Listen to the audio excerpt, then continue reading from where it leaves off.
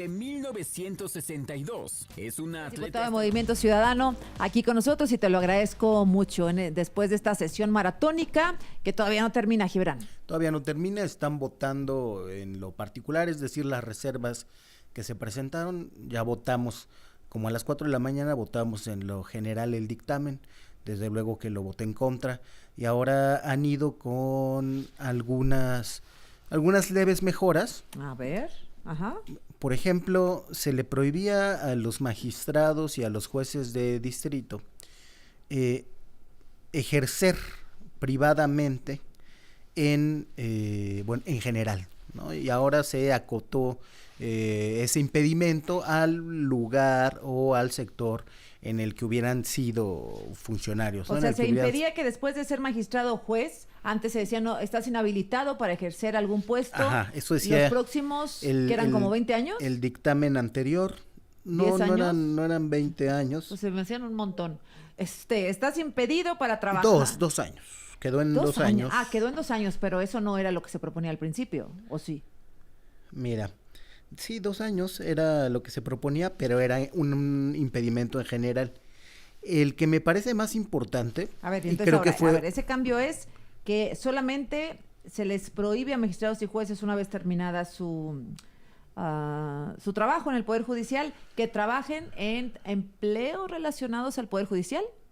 Y en lo que tenía que ver, por ejemplo, con el lugar a donde estaban adscritos, ¿no? Es decir, no es en general que trabajen en el sector privado y como abogados litigantes, sino que si tú estabas adscrito a un tribunal que está en el norte de la República, pues tienes prohibido litigar ahí, ¿no? Pero no asuntos de otra región que no tengan nada que ver. Ejercer como abogado fuera de tu adscripción. Sí, y bueno, esta es una cosa que siempre lucha la derecha, las puertas giratorias, porque dicen que hay mucho conocimiento que se puede aprovechar ahí, diálogo con el sector privado. A mí no me gusta tanto, pero hay otro que sí me gusta mucho y que fue muy importante en la discusión y en el diálogo, el encuentro que tuvieron algunos de los diputados con trabajadores, que es que los derechos del personal operativo no se van a tocar. Eso estaba muy ambiguo, porque como se eliminaban todos los fideicomisos y fondos y de eso dependía la compensación en las pensiones y otros derechos y prestaciones laborales, eso quedaba en la ambigüedad, porque se metía en un mismo paquete a los mandos medios, a los mandos altos y a personal operativo. Eso no tenía ningún sentido. Si lo que tiene que suceder en el sector público es que los trabajadores estén bien y sobre todo esos trabajadores de base que mantienen a las instituciones.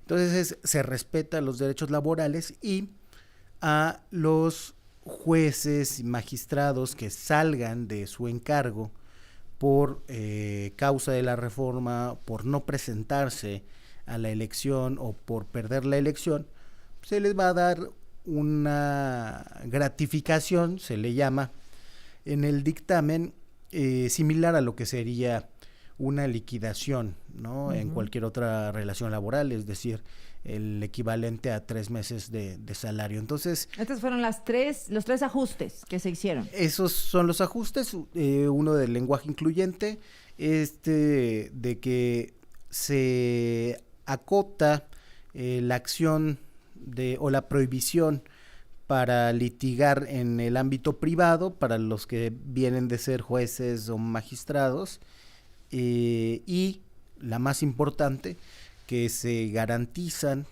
de alguna manera, por lo menos en el dictamen, ya veremos si al final esto se opera así, los derechos laborales del personal operativo. Bien, entonces estos fueron los 3 ajustes que se hicieron a esta iniciativa de reforma. Así va a pasar al Senado de la República. Así pasa el dictamen, desde luego que se va a impugnar, nosotros lo impugnaremos, de eso estábamos hablando esta madrugada, porque el trabajo legislativo que se hizo fue una simulación total. No escuchábamos a Azucena, no escuchábamos y no podíamos debatir. En el debate legislativo uno pide la palabra en su curul y hace preguntas, hace mociones de orden. Yo intenté hacer todo eso hoy. lo más importante fue cuando dos compañeros pidieron en momentos en que el pleno, es decir, la cancha con sillas que estaba como pleno, se veía vacío de diputados, y sí había asesores, había acompañantes de las diputadas y los diputados, compañeros de Movimiento Ciudadano pidieron un trámite que se otorga en automático, que es decir, que se rectifique el quórum. La respuesta del presidente de la mesa directiva, de Sergio Gutiérrez Luna, fue: a juicio de esta mesa es evidente que tenemos quórum, entonces prosigamos.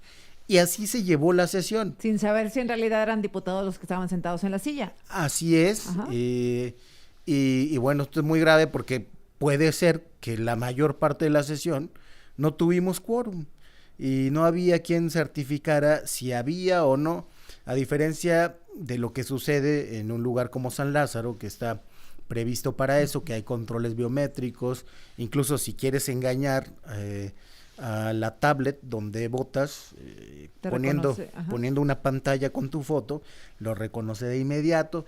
Hay candados para que eso no pase, porque muchos legisladores son muy mañosos y pasan asistencia y ya no se quedan a votar y mandan a alguien más a hacerlo. Es una reforma constitucional, es algo de la mayor importancia para la vida pública del país. Puede ser que no sea un tema muy sexy, y sobre todo si el chisme en la Casa de los Famosos está al nivel en el que ha estado estos días, pero por lo menos habría que tener respeto a los ciudadanos del presente y del futuro que van a recibir estas instituciones maltrechas, y creo que se pudo haber hecho mucho mejor, aún respetando el espíritu original de la reforma. ¿Se podía democratizar? Sí. ¿Se podía meter voto popular? Incluso eso, pero ¿por qué no entre las personas que tienen el mayor grado de reconocimiento en la propia carrera judicial?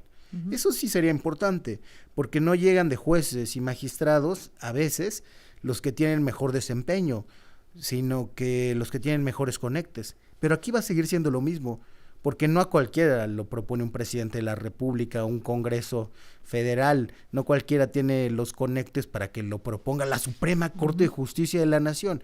El problema se agrava, y se agrava porque va a depender de dinero y de campañas también, y lo que pudo ser de eliminar esos vicios del Poder Judicial, pues es renunciado. Entonces, ¿Movimiento Ciudadano va a impugnar por violaciones al proceso? Sí, y es importante aquí porque se ha argumentado que, por ejemplo, figuras como el amparo no proceden en el caso de reformas constitucionales, pero lo que aquí se impugna es no el contenido de la reforma, sino cómo se realizó, y hay varios instrumentos jurídicos que se pueden utilizar para dar esa lucha.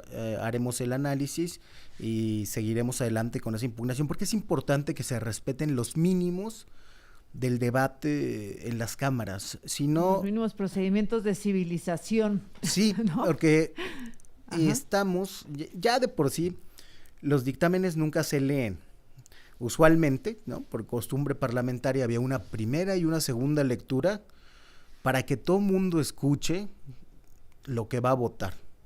Ahora eso se dispensa. Salió en la Gaceta, se dispensa primera lectura, se dispensa la segunda lectura, y votan sobre cosas que ni leyeron, ni escucharon, cambios que no saben si se le hicieron al dictamen, y se suben a hablar generalidades porque todo el mundo quiere estar en la tribuna, y eso lo tenemos que rectificar, porque estamos a un pasito de que se inventen dictámenes y que por inercia los voten a favor. Sí, claro, porque la línea es una.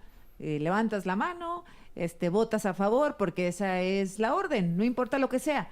Y parece que este bloque de morenistas pues no va a rebelarse, por supuesto.